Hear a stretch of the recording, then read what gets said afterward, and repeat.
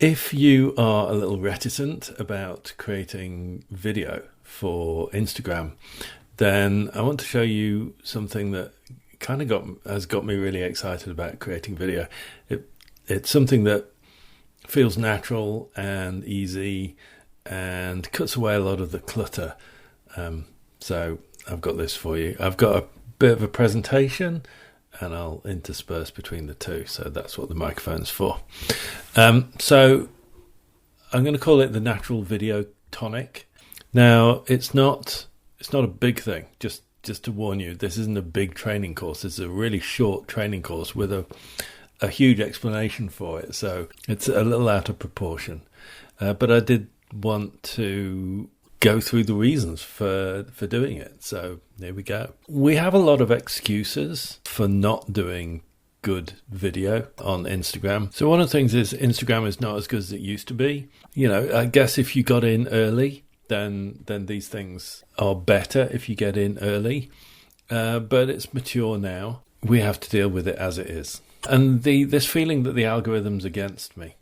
And this is really not true. Instagram, in fact, all of the social medias, they want content that is good enough to keep people hooked, to keep people on the platform, and to make their platform the best. So they are playing with the rewards for people like you who create content. They are measuring whether people enjoy your content or not. All that's happening is it's kind of democratized. There aren't really any single rules for what makes good content. It's not like there's a committee there who is determining things. This is all on the fly, algorithmic decisions being made in real time, how people are reacting to videos.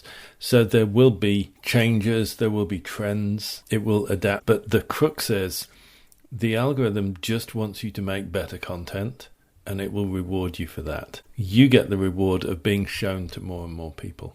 Think of the algorithm as something that is helping you, that is training you, that's giving you the feedback to do better. And you kind of have to have the will to do better. The opportunity is there if you want it. Feeling awkward on camera, I think everybody probably does. You kind of get used to it though. So feeling awkward on camera is about not having done it enough. That's all it is. So everyone starts out feeling awkward on camera, and it's not how things end up. And it doesn't take long before it feels natural. And a lot of people are kind of bothered by what others might think. And the way I look at it is we're not trying to do anything false. I'm not asking you to do something that isn't you. And so what we end up with is if you're still bothered, then you're bothered by yourself. If I was saying, you've got to have this sales patter, you've got to come at it with sales energy and really give it some, then I could see that you might be seen to be like above your station or something, and people could see it. People who know you could see it for a falseness. I'm not advocating that. It's just you being you. That's all. And so if people are bothered by that, that is their problem. It's not your problem. I would say this is actually empowering. And there is this kind of feeling, you know what? I just can't be bothered. I'm not, I just don't want to do it. I just would feel better if I didn't have to think about making video on Instagram. And the problem with doing nothing is nothing happens. And if you're happy where you are and what you're doing, what are you even doing on my mailing list? This is all about improving your sales and marketing and improving the sales of your art and connecting with more people and getting your art out to do its job. So this isn't really an option.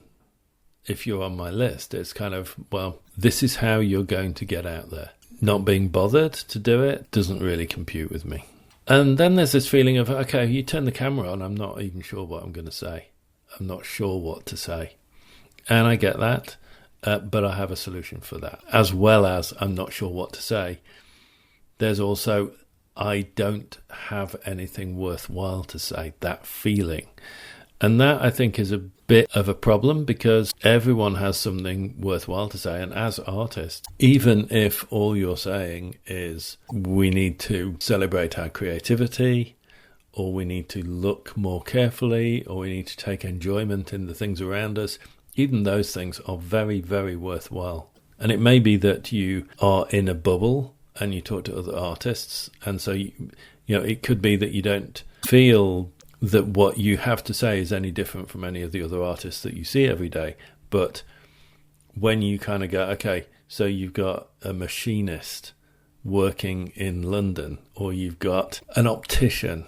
I used to work for some opticians. I got this kind of horror feeling that if you study and you become an optician, you actually go into a dark room all day and look into people's eyes and do all the tests, and then come out and have lunch and then go back into the dark room again. All the optician's life is in this dark room looking into people's eyes.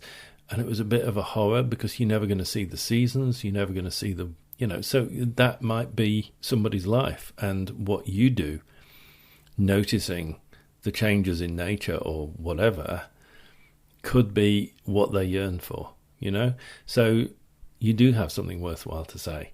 It's just finding your audience. And this feeling that kind of Instagram isn't working anyway, it's not working because you're not concentrating on learning and watching what is working. And so what I've got for you will kind of help, because it will make Instagram work for you. And this kind of thing, my phone's a bit duff, I haven't got any lighting, I haven't got a microphone, I haven't got, doesn't matter. We can do all this without special equipment. You do need a phone, but I don't want to do video, so I'm going to succeed in another way. And that's fine. Go do it. The thing about the video is these are life lessons. So how you present yourself and how you present ideas succinctly, how you clearly get a point across, those are life skills. Doing video and getting the feedback, that's an incredible learning opportunity. And I encourage you to take that opportunity. And if you think your voice sounds weird, I kind of have a fix for that, and you'll hear about that in a minute. Okay, so those are the problems. Those are the things I hear from artists, even though Instagram is many artists' favoured means of getting out to serious buyers.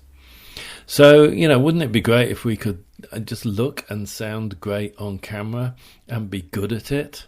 Wouldn't it be great if you could just be yourself and feel like yourself finally? There is this thing about when you start talking, different bits of your brain connect to give you something to say. They're kind of working ahead.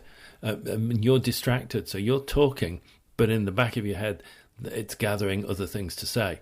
And so you can surprise yourself by presenting to camera. It brings out other things that you maybe don't even know you know. This could be a really good way of being yourself and feeling free, feeling like yourself.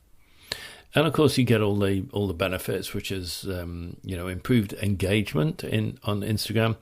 As AI comes and things are increasingly automated, that human connection, the likes and the comments and your replies, all of that are going to feel increasingly special. We want to optimize for engagement. We want to optimize for reach. We want more people to see your art and the way you live your life. We want people to get to know you. So that's the kind of comments and the responses. What I got from these approaches that I've brought together, and having done that, I feel excited again about doing video. It was starting to get a bit onerous, all of the different things that you kind of have to do to get a video done. And now I feel right again, and the engagement scores are up. And, wouldn't it be great if video was quick and easy? So that's what we're doing here, making video quick and easy and immediate. And so that you can make video anytime you want, anywhere you want, and anytime that inspiration comes to you. So you have some energy because you've just been inspired and you can do the video there and then. You don't have to. You don't have to do video every day. This is not you must do Instagram 3 times a day thing. And that's not what we're doing. But there is this kind of feeling of feeling light on your feet because there's nothing tying you down, that you can just make video and it's fine. So here's what we've kind of got, this natural video tonic. So over on the left, we've got all the things that we don't want to be. And over on the right, we've got all the things that we do want to be. And there's this kind of journey that we're going to go on. So the first thing is I'm going to show you how I capture inspiration, how you make sure that you've always got something to say on camera. So we want a way of, when you get ideas, making sure that that doesn't sail away from you, making sure that you use it. Lighting is not a problem. You already have a light. Don't worry about it. So we're going to use the light that you already have. I'm going to show you how to prepare your voice too, so that not only are you looking good and being confident, you're also sounding good. Now, the big thing for me, the big freedom thing, was how to handle fluffs and pauses. I'm a devil for ums and ahs. And I've discovered through this that kind of is my phrase. I need to concentrate on getting rid of that, but also how to handle that when I say it and when I notice it. This is all about being human on camera.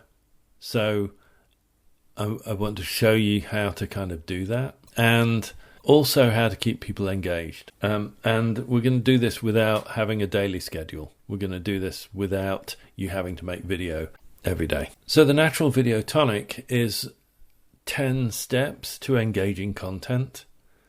It's 10 things to do to make engaging video content for you to do. So this is how I make video now. And I've kind of fallen in love with this process. And I want to show you, and there are some really simple steps. The whole thing is it's a video, and it's just 7 minutes long, all right? And I've got to warn you, because I did it without, so I did it on the front camera, so I couldn't see what I looked like. There's a bad hair warning, all right? So we've got to be careful. So I'll also give you a 10 steps checklist so that you can make sure you're doing everything. If I just give it to you, you won't do anything about it. You won't action it. So it's a coffee price. Buy me a coffee for it, and then you'll value it, and you'll actually implement it, and you'll get value from it. So that's all this is, okay?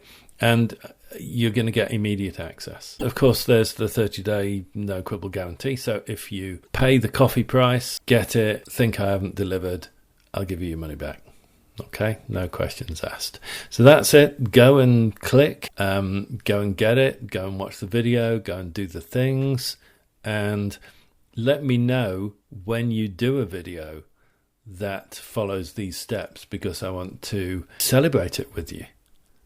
And if you're really on the ball and you check the insights, the analytics, and see the results that you're getting, and you know that it's better or worse, or better, hopefully, than what you were getting previously, check for things like, with video reach, check that not only the reach that should be higher than your normal stuff, check the non-follower, the percentage of non-followers. That tells you how many new people this video has gone out to.